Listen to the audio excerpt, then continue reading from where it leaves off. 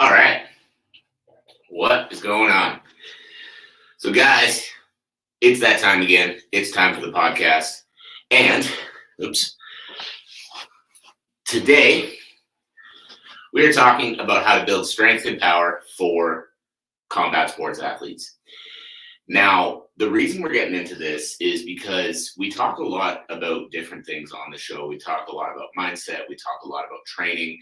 What I want to start doing more is giving you guys really tactical shit that you need to be understanding about training. Because one thing that has become very, very apparent to me the longer that I do this is being a high-level competitor in your sport does not mean you understand how to train. Being a low-level competitor in your sport doesn't mean that you don't understand how to train. Everybody's at different levels. So what I really want to start doing is I really want to start giving just basic tactical understanding of training so that you can go apply this to your own careers and start to level yourselves up. So we're going over strength and power, the basics of what you need to be including in your week in order to start really seeing some improvements in your strength and improvements in your power as a combat sports athlete. So guys, we're going to go in 3, 2, 1. Welcome everybody to another episode of the Elite Development Podcast, the number one show for athletes looking to gain an edge on their opponents and build their dream careers in sport. I'm your host, Kenny Dusseault, and today we are talking about building strength and power for combat sports athletes. Now, first off, why is building strength and power important? I know that there are some crazy people out there that still operate under the impression that having muscle will magically just make you slow, which if you still feel that way, I'm sorry, this is the nicest way I know how to say that. That is the stupidest thing ever. And now let me preface that by saying, no, the goal of strength training is not to see how much muscle you can pack onto your body, because yes, if you just focus on building muscle and don't focus on being fast, strong, powerful, explosive, and actually good at the sport, yeah, it's probably going to slow you down because you're not training the right way. But having muscle is not going to just make you a slow athlete. Having muscle is not just going to gas you out. Having muscle is not just going to magically make you overweight and not able to get down to your weight classes. So if you still operate under that thought, hopefully that was enough. But if that wasn't enough, please understand, do some fucking research from actual coaches that know what they're talking about. Stop listening to whatever dumb motherfucker told you that. And okay, now rant over into the podcast. So building strength and power. Why is this important? Basically, guys, strength is the baseline of everything you do.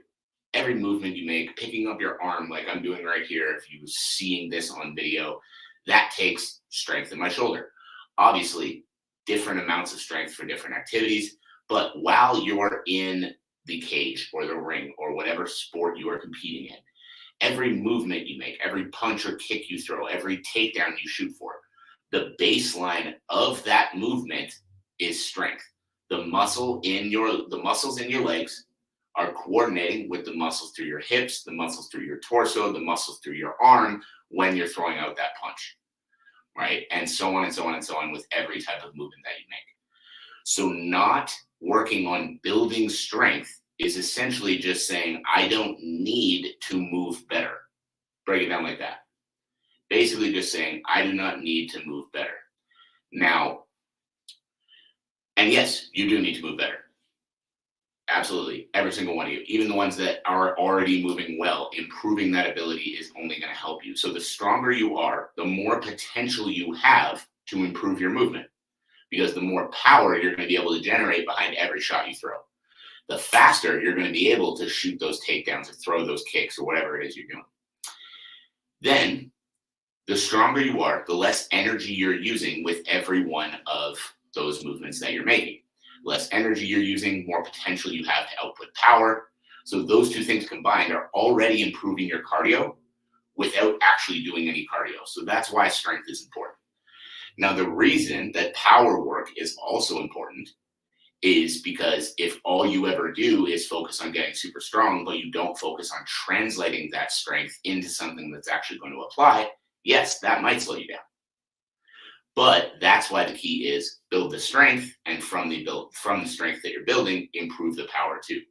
So how do we do this? As the strength base is continuing to build up and you're getting stronger and stronger and stronger, then the shift in focus in your program needs to be to using that strength to increase your power. So what that would look like is after, as an example, 4 to 6 weeks of continuously building up your strength, what we need to focus on is we need to focus on your ability to be explosive. So we take down the overall weight that you're lifting and focus on the speed of the movements within the weights that you're lifting. Now, as we focus on building the speed of the movements within the weights that you're lifting, you're using that improved level of strength that you have to develop more power. Does that make sense? And then on top of that too, one of the biggest focuses we need to look at is we need to look at the athletes, and one of the other areas of training we need to look at is plyometrics. So basically, to break it down, we start off with the strength work, 4 to 6 weeks, and every athlete's going to be a little different with this stuff. But 4 to 6 weeks is going to give you a really solid base. And the important thing to remember within that base as well is don't do it in a bodybuilding split of a push, pull, and legs. Then what we want to focus on is we want to focus on full body movements in order to make sure that we're able to not tire any one area out and you're actually able to go into your skill work with a good amount of energy. But for anybody that's followed one of those push-pull leg splits before, think about it this way.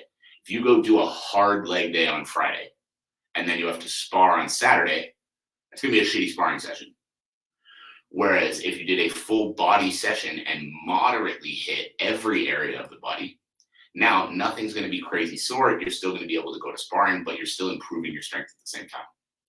So 4 to 6 weeks focused on full body strength. That's 2 to 3 heavy lower body exercises, 2 to 3 heavy upper body exercises, accessories wherever you feel the need the most.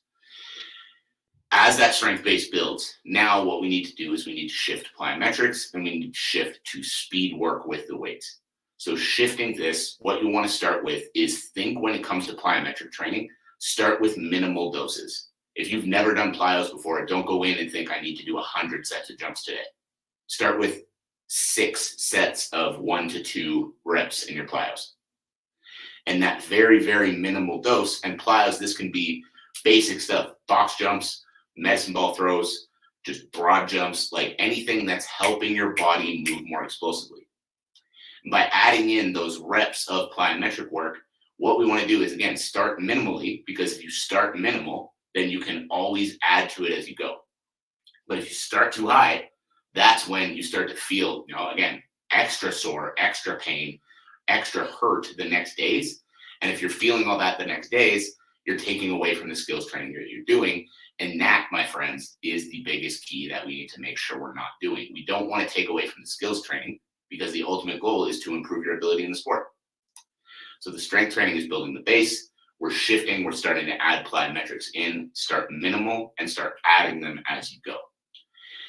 Now, when it comes to building strength and power, one of the other key important elements as you do this is focusing on the movement patterns within everything that you do. So whether that's in a squat, whether that's in one of your jumps, whatever movements you're doing, the movement pattern is the key. Making sure that your core is tight, making sure that you're braced properly for the movement that you're doing is going to help build core strength while you build strength through the limbs. And as a result, building the core strength and building strength through the limbs, you're improving your body's ability to do more athletic things like you're going to need to within the sport. Now, the reason that that's so important is because, yes, it's important to have strong legs, but more so, it's important for your strong legs to be able to transfer power through to your upper body as well. So the whole body's working well together. And as you do the strength work as well, if you're focused on keeping your core braced, keeping your spine neutral, what's going to start to happen is you might not lift as much weight, but what you're going to do is you're going to build a better pattern. You're going to build stronger movements. And in turn, you're going to be able to bring those stronger movements back into the sport. Now, guys, the big thing that we need to understand is how to optimize this, how to make sure that we're doing this properly. And the one thing that I'm going to say on that is every athlete is different. So one thing that I see a lot of athletes do that is honestly one of the biggest mistakes you can make is they look at their own favorite players or their own favorite competitors. And they say, well, this guy does it this way, so I need to do it that way. What you need to understand is those guys that are at the top level are doing only their training for a living. They're not working another job. So if you're starting out your career and you're going to work full time or you're going to school full time and you're training, your programming should not look like theirs. You shouldn't be lifting weights 4 or 5 days a week. You shouldn't be doing heavy conditioning sessions every day because you've got 8 hours a day of other stuff that they don't have. So what you need to focus on is you need to focus on how your body can manage it. And this is the absolute key. So with the strength work, we're focused on full body and we're focused hit 4 to 5 sets of 4 to 6 reps of your heavy lifts. And then with the plyometric work, we start minimal and we start building it up from there. And the key then is how your body's handling it. So if you start doing 3 strength sessions a week on top of everything else that you've got going on in your week, and then you start to feel like you're just burnt out all the time and everything hurts and your body aches and you don't feel good and you're not feeling good when you're at practices, understand you're doing too much. That doesn't mean you're soft, you're not a good athlete, blah, blah, blah, blah, blah. Understand that right now, that load is too much for your body and just pushing through it and continuing to grind yourself into the dirt isn't helping you. So take the load back a bit, put your ego at the door, and take it back a bit so that you can work with the level that you are currently at. And if you work with the level that you are currently at, you're going to be able to make more progress faster. So guys, I hope that was helpful. I hope you got a little something out of that. I know that I'm not sitting here giving you the perfect, hey, do exactly these 3 things, and that's going to be the ultimate way to build strength for combat sports, because those answers don't exist. That's not a thing. You can't just do these 3 things and then magically get the best result possible. It is a long game. It is a lot of effort. It is a lot of change. It is a lot of development. You've got to be doing different things, and you've got to understand as you do the different things how they're affecting your body and whether or not they're working for you. So it's a long game. There's a lot to think about. I hope this gave you some good things to think about. And as always, my biggest ask of you guys is if you got some value from the show today, if you've gotten some value from the show in the past, make sure to go leave it a review on Apple Podcasts. Make sure to share it with a friend, a teammate, a coach, someone who's going to benefit from hearing this message. So guys, as always, I appreciate you all. I hope you have a fantastic rest of your day, and I'll catch you on the next episode.